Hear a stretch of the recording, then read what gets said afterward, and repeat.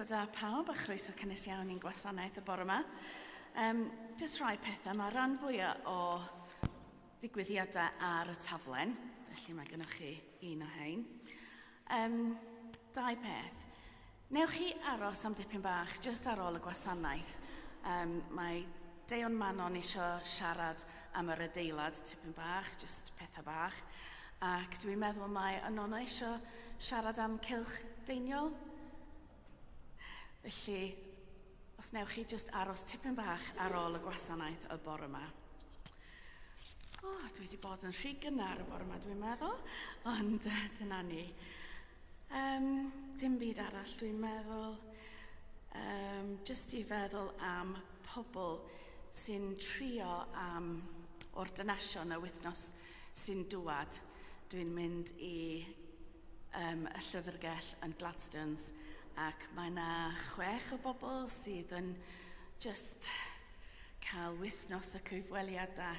Felly, newch chi gweddio dros y wythnos yma. Mae'n amser, gobeithio bydd hi'n neis ac bydden nhw'n medru ymlacio tipyn bach, ond mae'n anodd tydi pan mae gynnon ni lot o bethau i wneud, a lot o cwestiynau i ofyn iddynt. Felly, tipyn bach o ddistawrwydd cyn y gwasanaeth yn dechrau.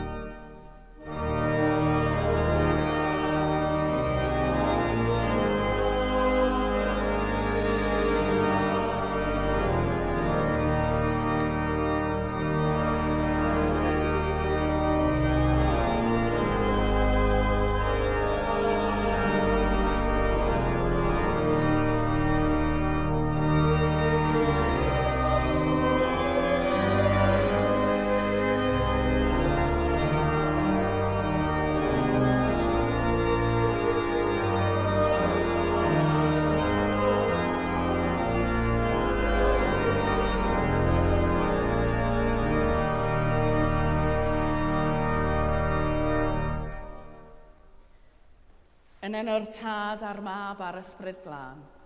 Amen. Gras a thangnefedd a fo gyda chwi. Gan droi at Grist y Gloeni, sydd wedi gwasgaru tywylwch ein byd, gadewch i ni lawenhau yn ei achu i achub.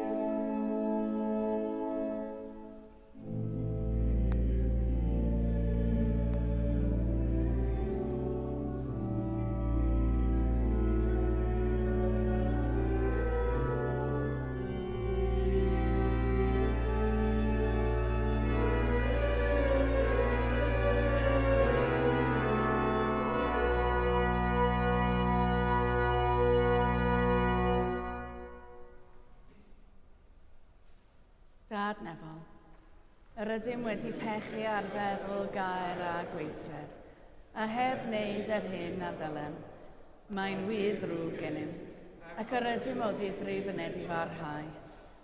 Mwyn dy fab Iesu Grist a fi farw drosom, na ddeia i ni'r cwbl aeth heibio, ac arwain ni yn ei ffordd i gerdded fel plant y goleuni.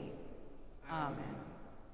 Yr holl alluog Dduw sy'n maddau i bawb sy'n wir edifeirio, a drygar haw wrthych a chryddhau o bechod, a'ch cadarnhau mewn daioni, a'ch cadw yn y bywyd tragwyddo, trwy Iesu Grist ein harglwydd.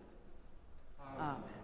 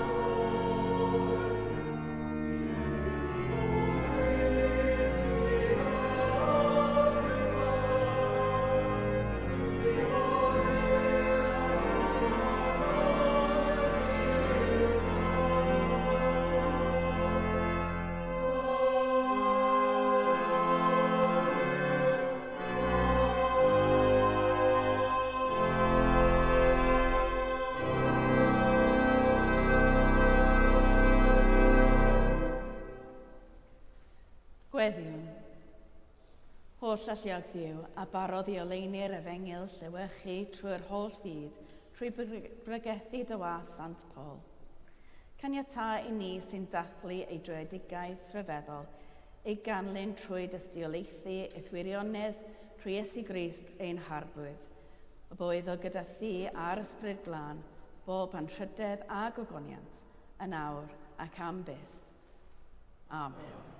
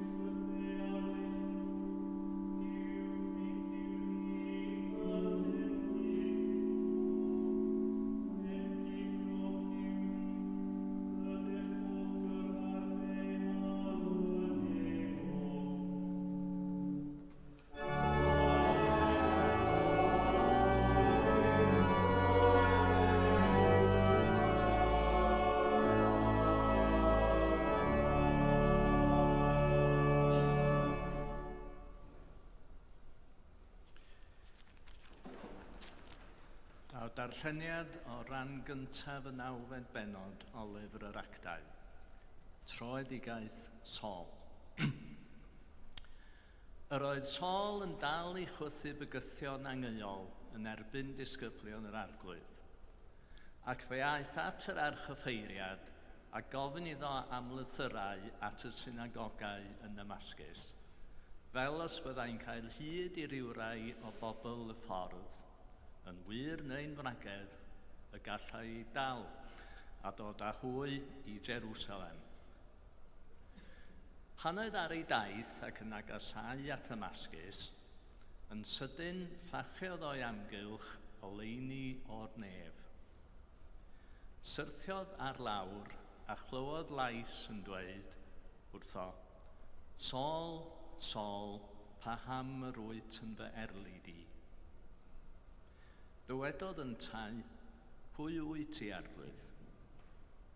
Ac eber llais, Iesu o'i fi, yr hwn yr wyt ti yn ei erlid. Ond cod a dos i mewn i'r ddinas, ac fe ddywedir wrthyt beth sydd rhaid i ti ei wneud. Yr oedd y dynion yr oedd yn cyddeithio ag ef yn sefyll yn fyd, yn clywed y llais, ond heb weld neb. Cododd Saul oddi ar lawr, ond bod ei lygaid yn agored, ni allai weld dim. Arwyn asant ef gerfydd ei law i mewn i Damascus. Bu am dridiau heb weld, ac ni chymerodd na bwyd na diod.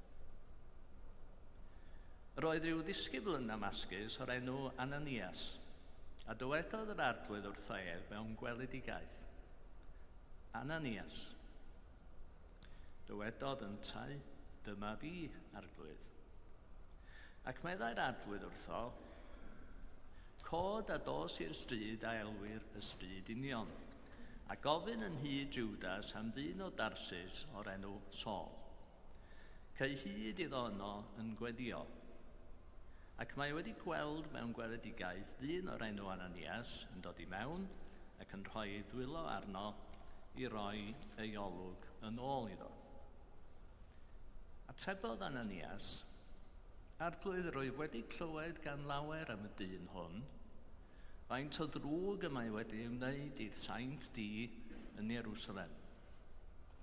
Yma hefyd y mae ganddo awdurdod oddi wrth y prif offeiriaid i ddal pawb sy'n galw ar ddenw di.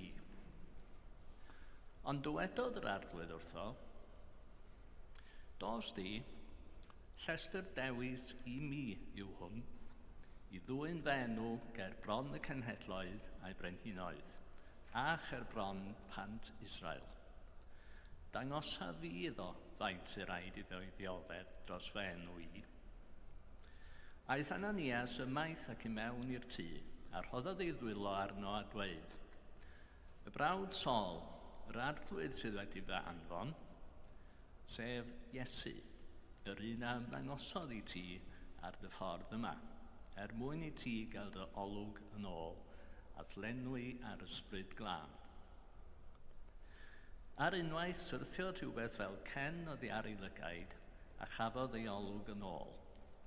Cododd ac fe bedyddwyd a chymerodd luniaeth ac ymgryfhaodd.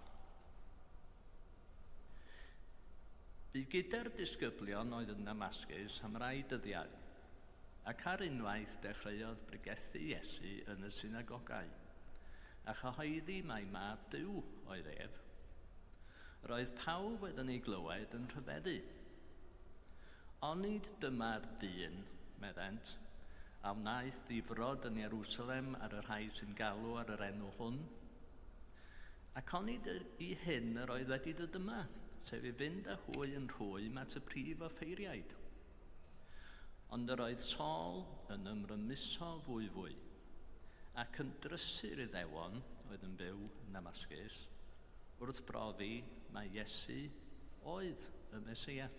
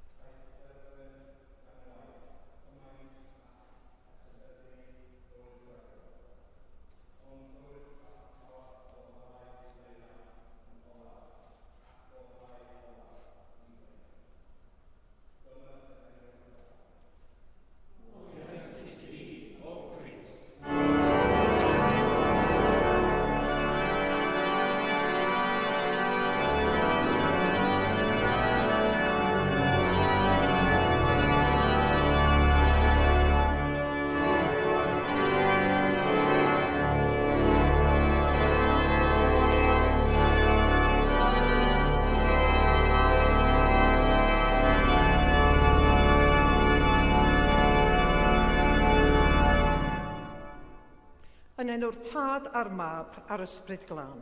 Amen.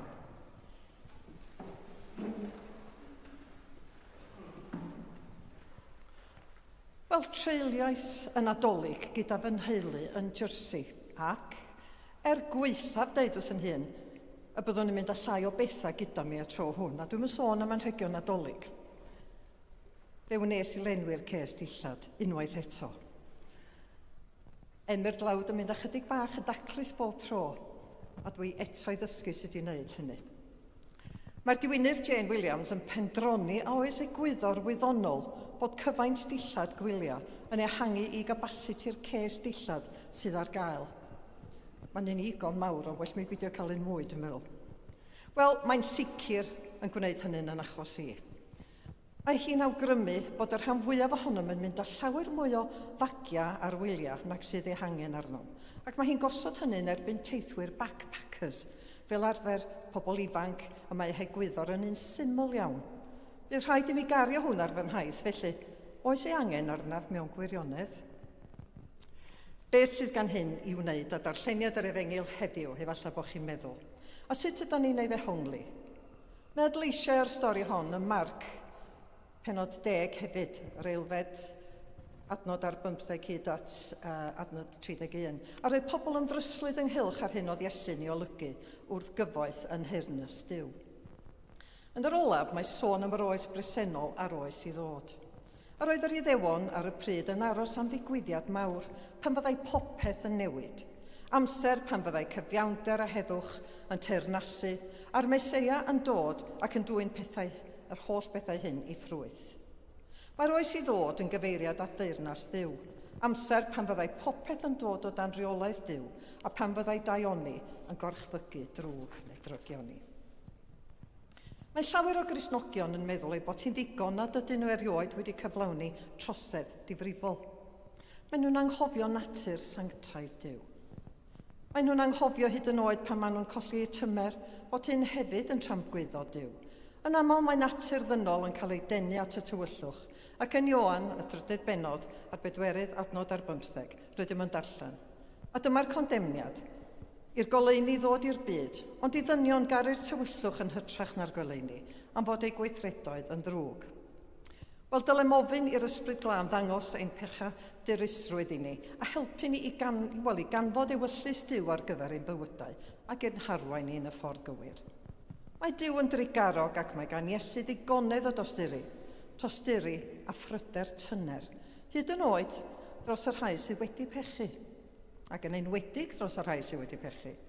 Mae Iesu'n hiraethu'n croesawu ni nôl i'w oleni a'i gariad, oherwydd ewyllus Duw yw i'r holl greadigaeth gael ei hadfer i'w chyflwr perffaith gwreiddiol. Ond mae dilyn Iesu'n ymwneud â mwy na bod yn ufudd. Felly, beth mae'r darn hwn yn ceisio ddysgu ni? Mae sylwebaeth Beiblaidd y dehongledd newydd yn awgrymu y gall fod yn anodd weithiau Gristnogion gorllewinol, modern, ddeall am yr adran gyfan hon sy'n ymdrin â chyfoeth neu eiddo. Mae'n ymddangos bod perspektif Matthew yn galw ar Gristnogion i ddeall eu hunain fel rhai sy'n perthyn i gymuned, fel nad oes unrhyw benderfyniad yn gwbl bersonol ac unigol. Nid yw cyfoeth yn ddoi hun yn ddrwg. Llawer o pobl yn defnyddio eu cyfoeth lles eraill. Ond gall fod yn rhwystyr weithiau, ac mae llawer o bobl wedi cydnabod hyn ac wedi addasu eu bywydau yn unol â hynny. Enghraifft, fe ildiodd Sant Francis o Assisi y cyfoeth a roddwyd iddo gan ei dad. Trodd y fam Teresa oddi wrth fywyd cyfforddus er mwyn helpu'r rhai oedd yn marw ar strydoedd Calcutta. Nid yw pawb wedi galw ei fywyd o'r fath, ond fel Cristnogion, dylem rhoi ystyriaeth difrifol i'n stiwardiaeth o arian ac eiddo materol. A yw Iesu'n dweud na all yr rhai sydd angen arian fynd i mewn i deyrnas Dduw oherwydd yr hyn sydd ganddynt? Neu a yw'n ymwneud yn fwy ar ffordd y gall cyfoeth y byd hwn dynnu ein sylw oddi wrth Dduw? Rhai blynyddoedd yn ôl cefais adnoddau o rŵt yn ddefnyddiol wrth hongli'r darn hwn. Roedd yn hwn awgrymu bod hi'n hawdd ei gweld fel tirad yn erbyn pobl ag arian, ac mae wedi cael ei ddefnyddio yn aml yn y ffordd honno. Eto i gyd roedd Iesu a'i ddisgyblion ymhell a fod yn dlawd, cyn dilyn a mynd yn ddisgyblion. Daeth Iesu ei hun o'r hyn y gallai'n heddiw ei alw'n deulu dosbarth canol. Yr rhedeg i fusnes adeiladu ei hun ar adeg pan oedd y fasnach adeiladu yn ffynnu yng Galilea. Yr un modd y disgyblion, roedd gan y goleadau blaenllaw ddigon o weithwyr i gynnal y busnes pysgota hyd yn oed tro roeddent yn treulio amser allan gydag Iesu. Wrth gwrs, bod nhw'n gwneud ar lai efallai, ar ôl i ddilyn o, byddan nhw'n llawer fwy cyfoethog wrth gwrs, yn y pethau sydd yn wir ddaterol mewn bywyd. O beth felly allwn ni ei gasglu o eiriau Iesu? Yn wir, rwy'n dweud wrthych, mae anodd fydd hi i rywun cyfoethog fynd i fewn i deyrnas nefoedd. Ac ymateb y disgyblion pan oedd yn asant, pwy felly all gael ei achub? Mae'n debyg bod yr allwedd i'w ddeall i'w chael yn y datganiad am deyrnas Dduw. Term a ddisgrifiwyd yn ddefnyddiol gan y diwynydd o'r Alban, Ian Fraser, fel ffordd o wneud pethau. Ac mae Duw yn aml yn troi pethau wyneb i weirad, ond ffordd ni o feddwl. Y cyntaf yn olaf a'r olaf yn gyntaf. Mae'r sôn am lygad y nodwydd sydd yn dod ar ôl y darlleniad heddiw, yn arwain at lawer o drafodaeth. Oherwydd sut y gallai camel byth basio trwy agoriad mor fach. Ond, yw hynny'n awgrymu nad yw'n anodd i berson cyfoethog gyfleidio ffordd Dduw o wneud pethau'n unig, ond yn gwbl amhosibl. Un esboniad o lygad y nodwydd yw bod y stori hon wedi creu chwedl ganoloesol yn yr ôl yr oedd o'r be maen nhw'n dweud, porth bach yn mur Jerusalem ar enw llygad y nodwydd, lle dim ond trwy fynd ar ei liniau a chael gwared ar ei lwyth y gallai camel basio.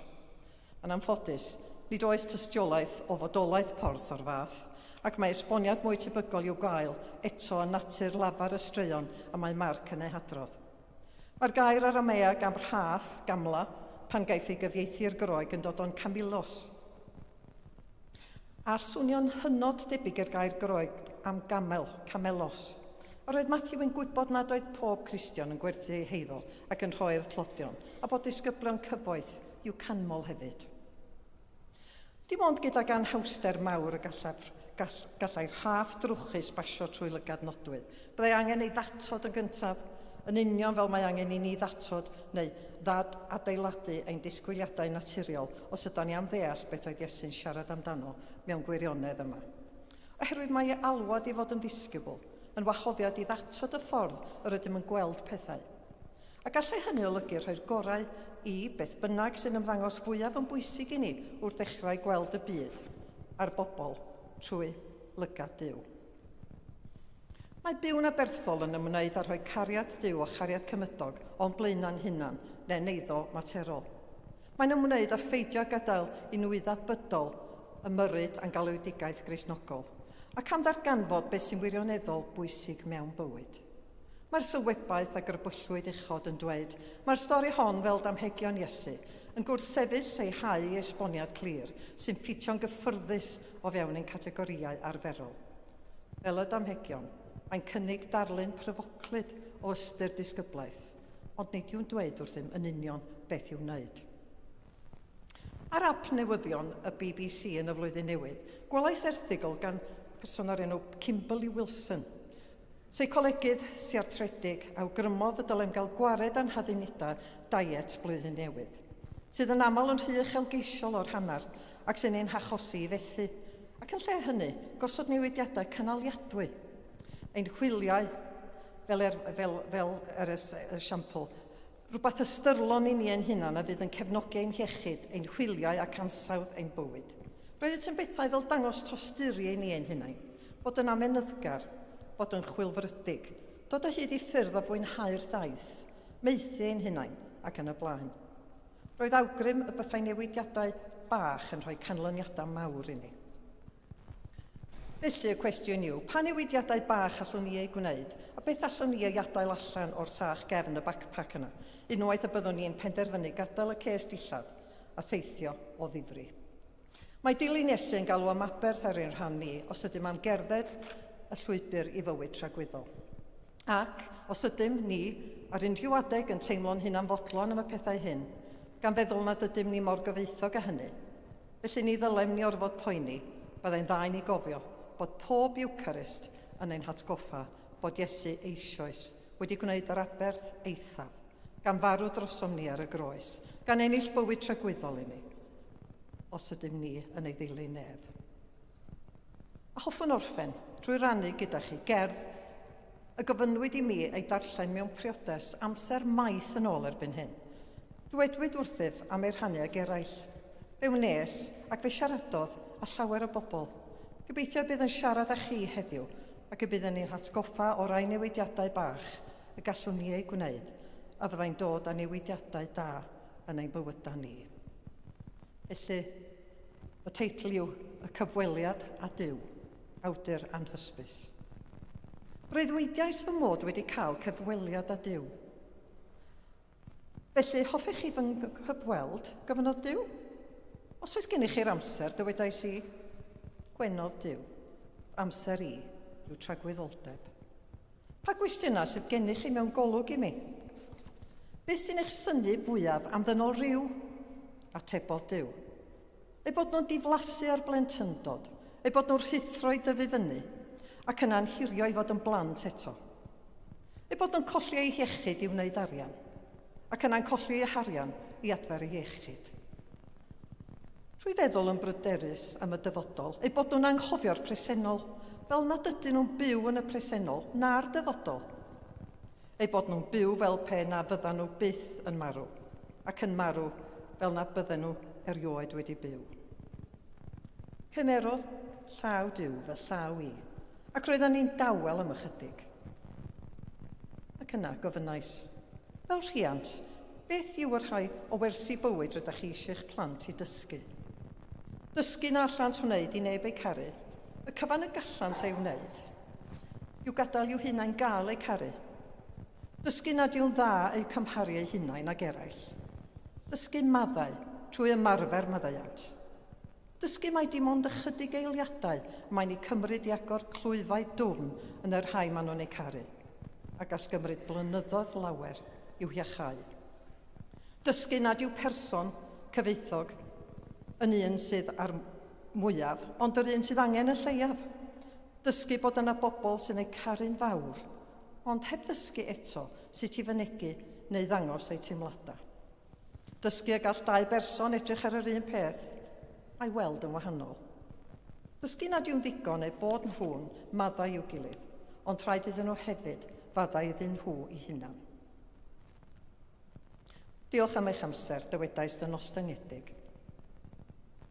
Oes unrhyw beth arall yr hoffech chi i'ch plant ei wybod? Gwenodd Duw a dweud, wybod fod mod i yma bob amser. Felly i Dduw y bôr gogoniant yn awr ac am byth. Amen.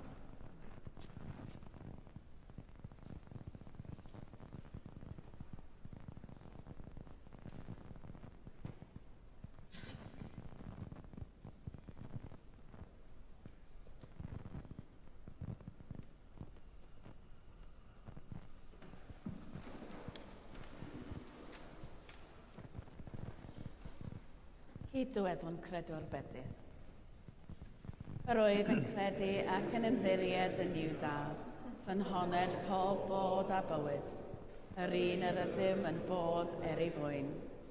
Yr oedd yn credu ac yn ymddiried yn i'w fa, a gymerodd ei natur ddynol ni, a fi farw drosom ac actfododd.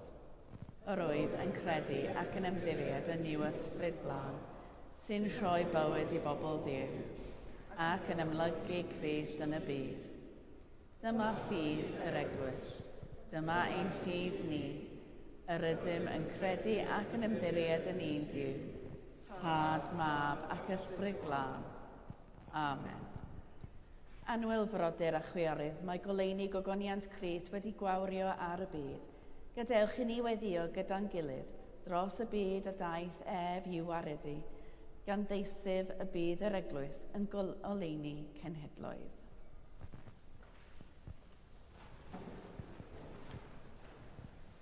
Gweddiwn dros dy eglwys a phawb sy'n rhan ohoni, dros Cherry yn Harch Esgob, dros David Esgob Enlli a Manon yn Deon.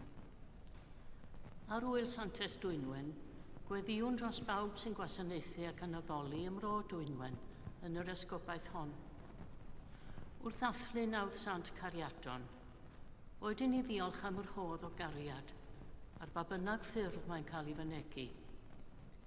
Cofion hefyd am y sawl sydd wedi profi colled neu ddiffyg cariad, yn y sicrwydd fod cariad Duw yn cyfleidio pawb yn ddi-wahân. Arglwydd y gogoniant. Gweddiwn dros y byd a grewyd gennym ti, ac arroddwyd i'n gofal ni. Maddau ni am fod yn rhy aml yn esgeulus oedd greadigaeth di, gan fod yn ddi-hyd o bawb a phopeth sydd ynddo. Gwna ni yn well stiwardiaid o'r ddeiar a'i holl gyfoeth. Arglwydd y gogoniant. Gwrando ein gweddi. Wrth i ni ymgasglu yma mewn diogelwch i addoli ac i fwynhau cymdeithas sy'n gilydd. Cofiwn yn ein gweddia yr hana hynny o'r byd lle nad yw diogelwch yn cael ei gymryd yn ganiataol, a lle mae'r hyfal a gwrthdaro yn beryg beunyddiol. Cofiwn yn ein gweddia bobl y Dwyrain Canol, Wcrain, Rwsia a Minnesota. Dyrwy arweinwyr y byd yn bwera mawr a bach, ddoethineb a goddefgarwch, dealltwriaeth ac awydd am gymod a heddwch. Arglwydd y gogoniant. Cofiwn yn ein gweddia bawb sy'n dioddau trallod neu salwch, poen meddwl neu afiechyd corfforol. Rhoeddynt ymwared a ryddhad, a diolchwn gyda hwy am y rhai sy'n gofalu amdanynt, yn feddygon a nyrsys, y gwasanaethau brys a chymdeithasol, a phawb sydd yn cysegru bywydau i liniaru poenau eraill. Cofiwn yn arbennig y rhai da ni'n ei nabod, ac sy'n cadw'n wastad yn ein gweddia. Arglwydd y gogoniant. Gwrando ein gweddi. Diolchwn i ti am dy ofal dros ein hanwyliad oll. Yr rhai yr ydym yn ei caru, ond nas gwelwn bellach, yn y gobaith sicr o aduniad gyda hwy mewn gogoniant. Gorffwys tragwyddol dy ddoerddynt o arglwydd. Gorffwys ted hwy mewn tangnefedd. O ddew tragwyddol. Trwy oleuni seran, arweiniais dy cenhedloedd a ddisgleirdeb gwawrddydd dy fab, a datguddiais gyfoeth ei genhadaeth yn rhoddion y doethion. Gwrando ar y gweddiau a ffrymwn yn ei enw, y cesglir pawb ynghyd i fwynhau am byth o goniant dy fab, ein gwaredwr Iesu Grist.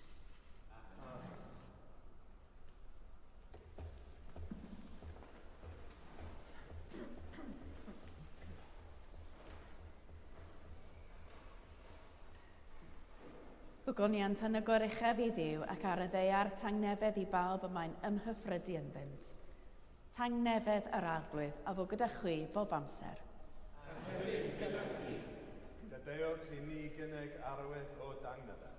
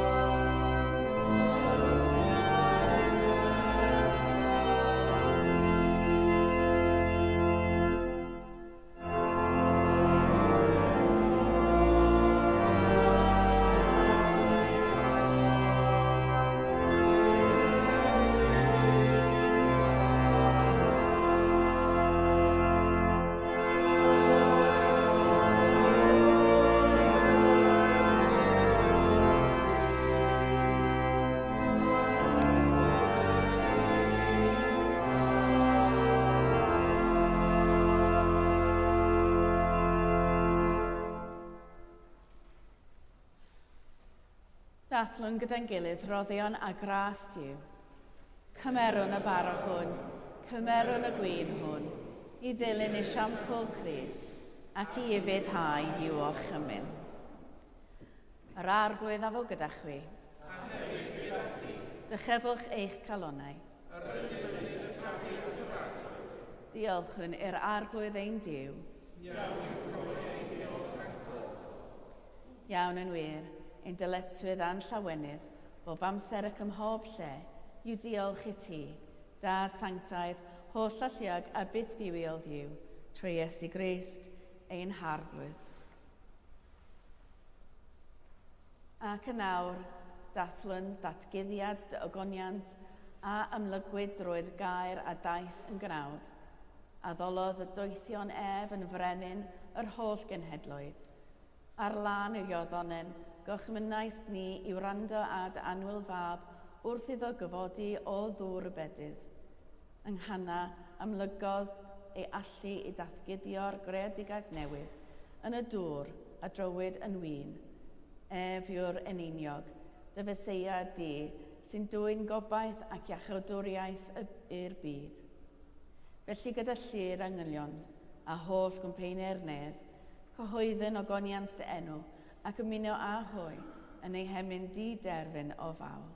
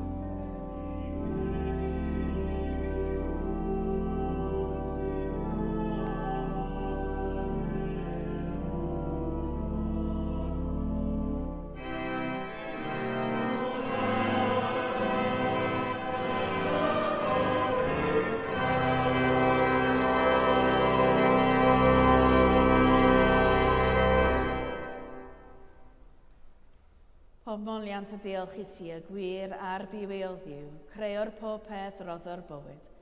Lluniais ni a dyddelo dy hun, ond yr ydym ni wedi difwyno ddel ohono a syrthio'n bryn o thogoniant.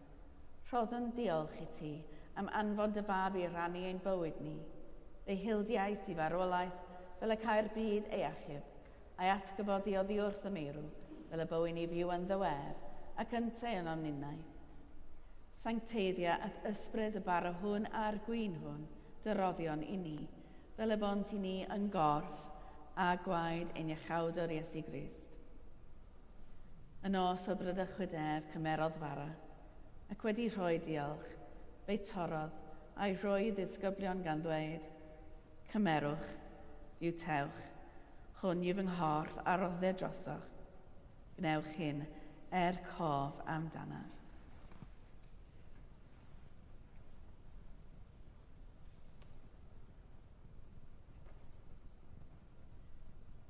Yr un modd ar ôl swper cymerodd y cwpan, ac wedi rhoi diolch fe roddodd iddynt gan ddweud, yfwch o hwn bawb, oherwydd hwn yw fy ngwaed o cyfamod newydd, a dywellid drosoch a thros lawer, maddeuant pechodau. Gnewch hyn, bob tro yr yfwch ef, cof amdanaf.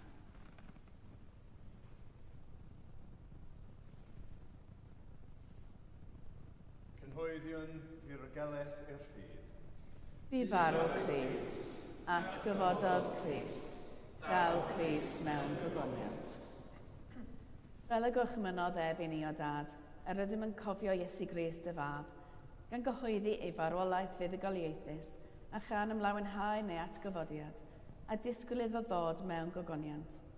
Deiwn ar bara hwn a'r cwpan hwn i ti, derbyn ein habeth o ddiolch a moliant. Adfer ac adfwyad y holl bobl, adnewydda ni a phawb y gweddion trostynt a thras a thfendith nefol, a derbyn ni yn y diwedd gyda thos saint, y llawenydd di-derfyn hwnnw, a addawyd i ni gan dy fab, ein harglwydd Iesu Grist. Trwy ddywef, gyda gef yn ddywef, yn un dod yr ysbryd glân, eiddo ti, dad, holl alluog, yw pob anrhydedd a gogoniant, yn oes oesoedd. Amen.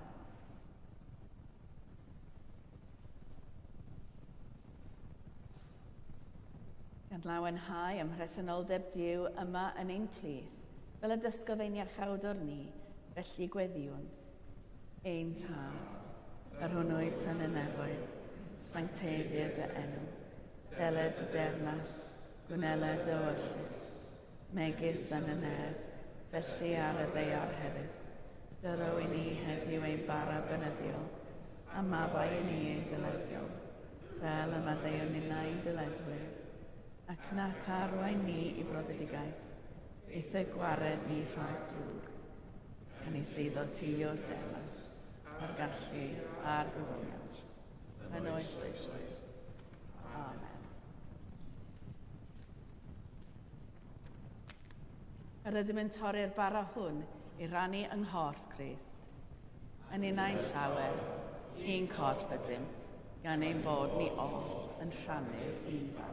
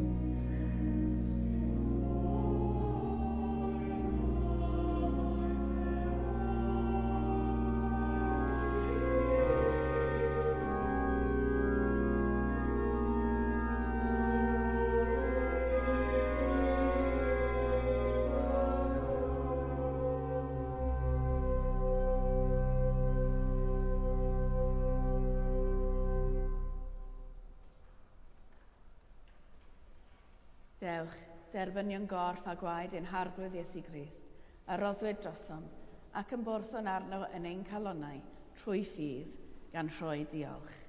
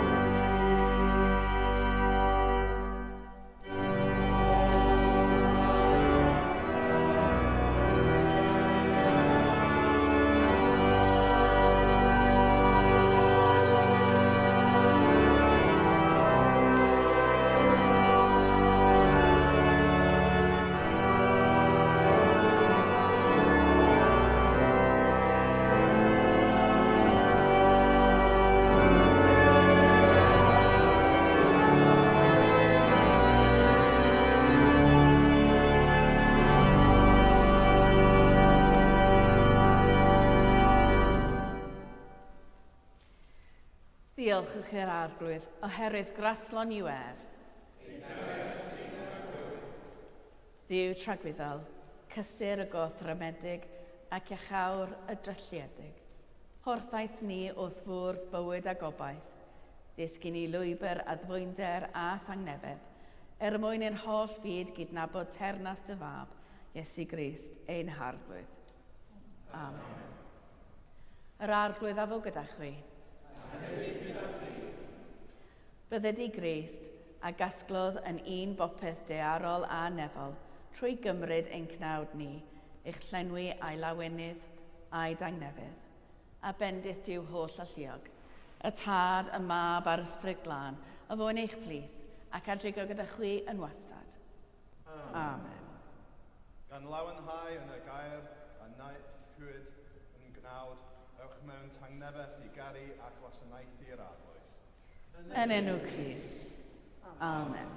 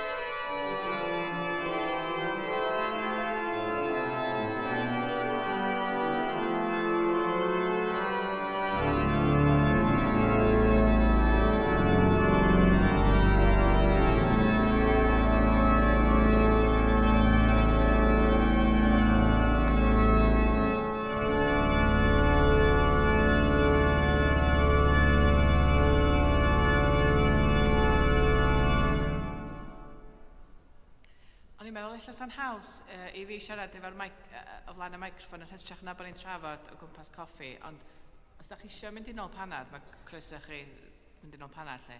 Ond be ydi o,